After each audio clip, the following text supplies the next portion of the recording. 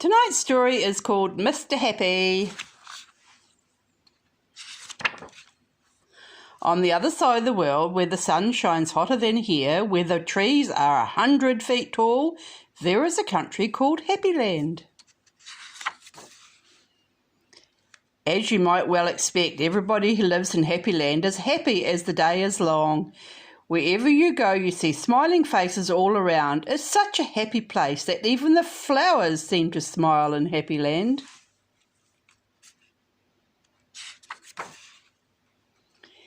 And as well as all the people being happy, all the animals in Happyland are happy as well. If you've never seen a mouse smile, or a cat, or a dog, or even a worm, go to Happyland.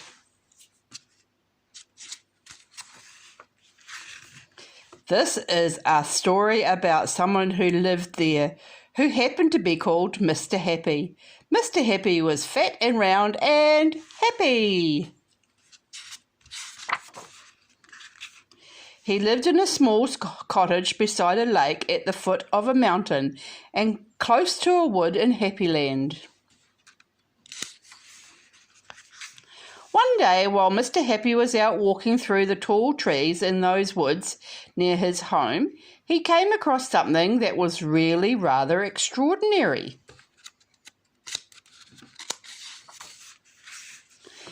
There, in the trunk of one of the very tall trees, was a door. Not a very large door, but nevertheless a door. Certainly a door, a small, narrow, yellow door. Definitely a door.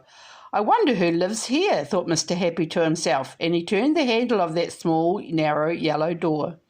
The door wasn't locked, and it swung open quite easily. Just inside the small, narrow, yellow door was a small, narrow, winding staircase leading downwards. Mr. Happy squeezed his rather large body through the rather thin doorway and began to walk down the stairs. The stairs went round and round and down and down and round and down and down and round.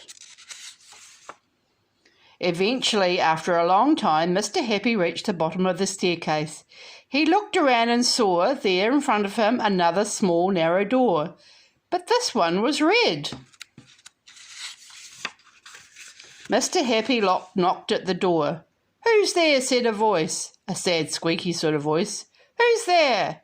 Mr. Happy pushed open the red door slowly, and there, sitting on a stool, was somebody who looked exactly like Mr. Happy, except he didn't look happy at all. In fact, he looked downright miserable. "Hello," said Mr. Happy. "I'm Mr. Happy." "Oh, are you indeed?" sniffed the voice the person who looked like Mr. Happy but wasn't.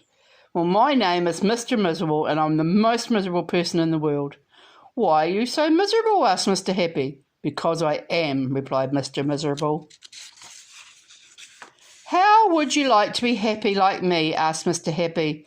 "I'd get anything to be happy," said Mr. Miserable. "But I'm so miserable I don't think I could ever be happy," he added miserably. Mr. Happy made up his mind quickly. "Follow me then," he said. "Where to?" asked Mr. Miserable. "Don't argue," said Mr. Happy, and went out and through the small, narrow red door. Mr. Miserable hesitated and then followed.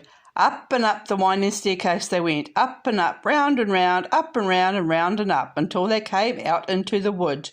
"Follow me," said Mr. Happy again, and they both set off through the wood back to Mr. Happy's cottage.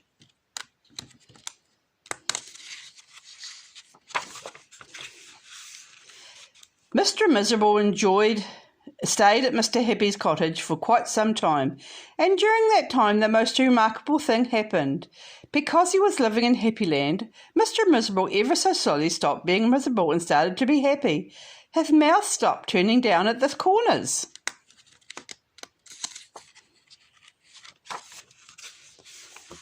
And ever so slowly it started turning up at the corners.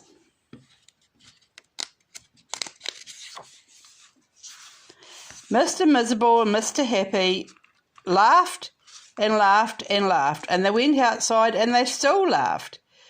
And because they were laughing so much, everybody who saw them started laughing as well. Even the birds in the trees started to laugh at the thought of somebody called Mr. Miserable who just couldn't stop laughing.